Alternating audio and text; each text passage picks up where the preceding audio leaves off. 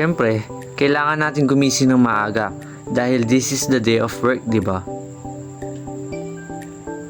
Siyempre, pagkatapos gumising, no, kailangan pang mag-toothbrush. Dito nga pala nagsuot na akong damit tsaka pantalon. All black nga pala kasi yun yung sinabi ng manager namin. By the way, I'm Brian Aquino, 18 years old pala. Sabi nila, work immersion is the best subject in senior high school. Pero ano nga ba ito? Work immersion refers to the subject of the senior high school curriculum, which involves hands-on experience or work simulation in which learners can apply their competencies and acquired knowledge relevant to their track. Bilang isang HE student, ang work immersion namin ay nakafocus sa services. Ibig sabihin, ma-assign kami bilang waiter or anything sa isang restaurant na partner ng aming school. At gagawin namin ito sa loob ng 80 hours o mga 10 araw. Tara, samahan niyo ako magbiyahe. Romantic Baboy pala ako na-assign dito yan sa San Carlos City, sa second floor ng Magic Mall. Tabi pala ito ng Zumba area.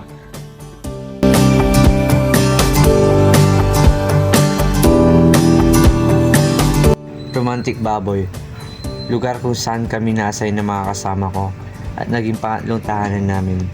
Lugar kung saan kami namulat sa trabaho, namulat sa realidad ng buhay at mapagod. Sa panahon ng pagtatrabaho namin, natuto kami sa mga bagay-bagay na mayroon ng restaurant.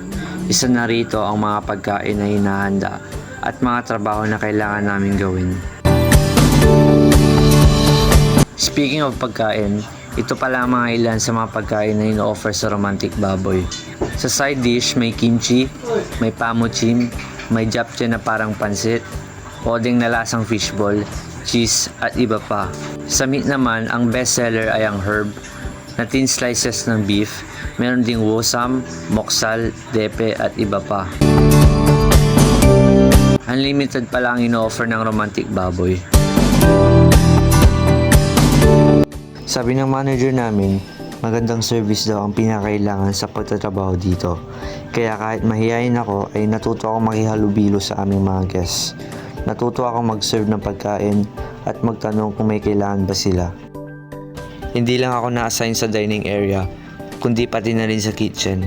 Nasubukan kong maghugas ng sobrang daming plato at magtanggal ng mga dumikit na karne sa grills. Nasubukan ko ding maging butcher kung saan ako yung naglalagay ng meat sa mga plato. Sa pantry area naman ay na-assign din ako kung saan ako yung naglalagay ng side dishes sa plates. Sa tingin ko ito yung pinakamadali. Share ko lang. Nag-arrange at naglagay din ako ng mga meats sa refrigerator. Siyempre inayos ko yun ng mabuti. Nag-ayos din ako ng mga cutleries sa mga tamang lalagyan. Nasubukan ko palang masugat dyan dahil sa kunting. At syempre, hindi mawawala ang pagpupunas, no? Kahit sino naman ginagawa yan, kahit walang dumi pinupunasan para lang may magawa. Syempre, hindi mawawala ang... Wait, may nakalimutan ako. Nagbigay din pala ako ng flyer sa labas, tapos naghahanap pala kami dito ng buyer. Kasama ko nga pala si Arvin dito at nilibot namin ng buong Central 1. Nakakapagod kaya to. Tsaka meron pa, nagbigay din pala ako ng flyers sa harap ng mall nang mag-isa sa loob ng 1 oras nang walang upuan. Tapos nakakaya kapag inabot mo yung flyers tapos hindi kinuha. Lol. Sa work immersion, hindi lang experience o knowledge ang makukuha mo. Makakatagpo ka rin ng mga kaibigan na handa kang tulungan. Sa loob ng 10 araw na kasama ko sila, maraming bagay ako natutunan at nalaman. Nakakamiss yung mga araw na hihintayin namin ang isa't isa para sabay-sabay kami pumasok. At syempre, hindi din mawawala ang mga tawanan at chismisan. Naaalala ko rin yung mga araw na sabay kaming kakain habang nag-uusap. At pagkatapos ng trabaho ay sabay-sabay kaming uuwi at magmimerienda sa labas. I made this vlog because all the things I learned during my working days and experience can be expressed through this video and it will remain in my memories. Bye-bye.